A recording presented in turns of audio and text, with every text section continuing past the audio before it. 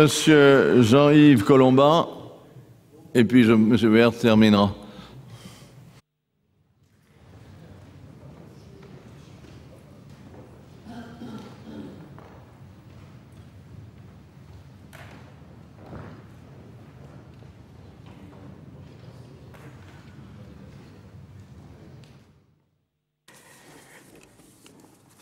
Monsieur le Président, Monsieur le Ministre, chers collègues, deux projets de loi en gestation concernant directement les collectivités locales, la réforme du paysage institutionnel et la suppression de la taxe professionnelle, sont en gestation. Ils ne peuvent être séparés. Une réforme institutionnelle, même judicieuse, qui serait accompagnée d'une stérilisation des ressources des collectivités, serait inacceptable pour elles et donc vouée à l'échec.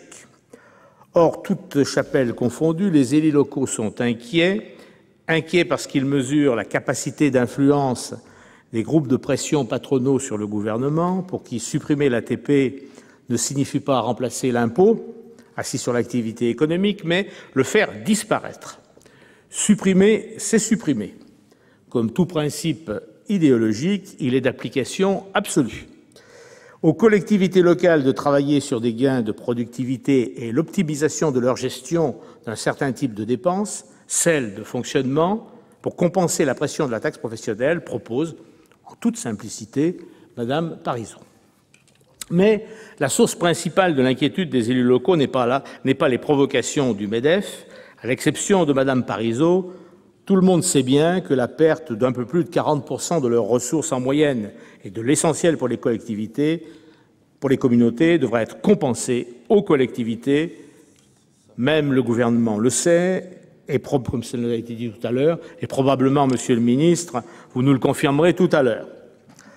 Leur motif principal d'inquiétude procède du constat que, dans le discours dominant, réforme institutionnelle et réforme de la fiscalité des collectivités visent clairement le même objectif, réaliser des économies au nom de la réduction des prélèvements obligatoires et des critères de convergence de Maastricht. En un mot, du catéchisme libéral qui tint lieu de prothèse mentale à tout ce qui compte dans ce pays depuis une trentaine d'années.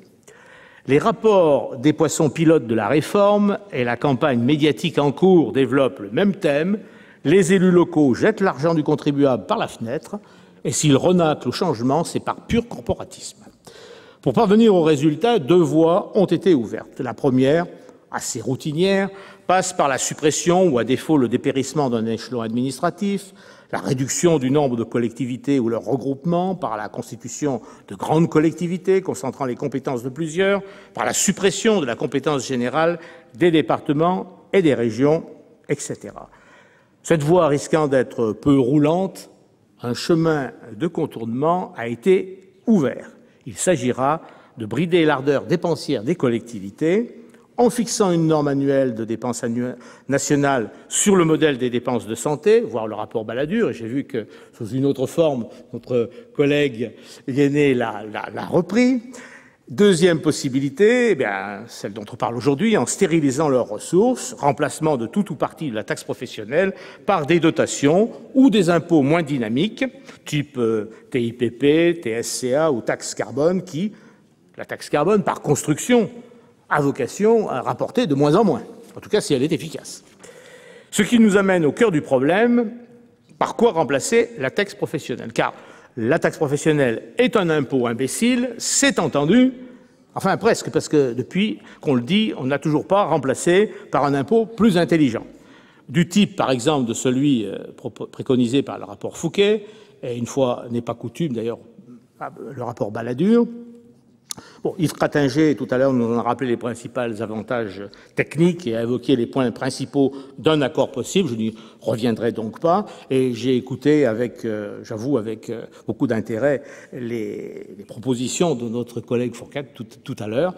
Dommage qu'on n'ait pas plus de temps pour en discuter. Enfin, il y a quand même des possibilités sur lesquelles, je crois, on pourrait trouver un accord ou quelque chose qui s'en approcherait.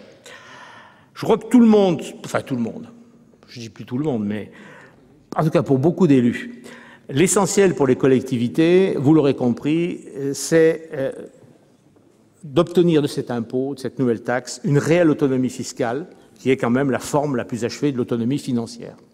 Remplacer une taxe dont la collectivité peut faire varier le taux, même en encadrant cette possibilité, remplacer une taxe dont la collectivité ne peut faire varier le taux, même si on l'encadre, eh bien, plutôt qu'un impôt de l'État, c'est quelque chose de tout à fait positif.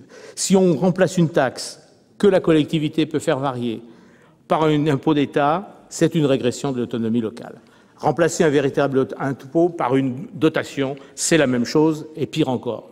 Et notamment, la dernière proposition qu'on a pu lire dans les journaux ce matin, remplacer une fraction de la taxe professionnelle ou la totalité de la taxe professionnelle par une fraction de l'impôt sur les sociétés, à terme, ça sera comme la part salaire de l'ATP, ça finira en dotation d'État. Et pour conclure, je m'adresserai directement aux experts économie et aux prédicateurs de la productivité, en concluant sur un truisme dont la portée semble leur avoir échappé. Ce truisme, c'est que les dépenses des collectivités, les dépenses de l'État sont aussi des salaires, c'est aussi du pouvoir d'achat, c'est aussi des marchés, donc autant de débouchés pour les entreprises et autant de perspectives d'emploi. Quand on aura stérilisé la ressource qui a permis jusque-là aux collectivités d'assurer les 3/4 de l'investissement public, en maintenant un niveau d'endettement quasi constant depuis un peu plus de 25 ans, qu'aura-t-on gagné, Monsieur le ministre? Qu'aura-t-on gagné? À part un droit d'entrée au purgatoire de Maastricht pour la France, pour ces millions de chômeurs dont le nombre augmente, et pour ces millions de sous-employés qui, eux aussi, augmentent. Nous sommes donc en face, effectivement, d'un problème qui est essentiel pour les collectivités locales, mais pas seulement pour les collectivités locales. La question fondamentale, c'est de savoir quel rôle on veut leur faire jouer dans la dynamique économique de notre pays.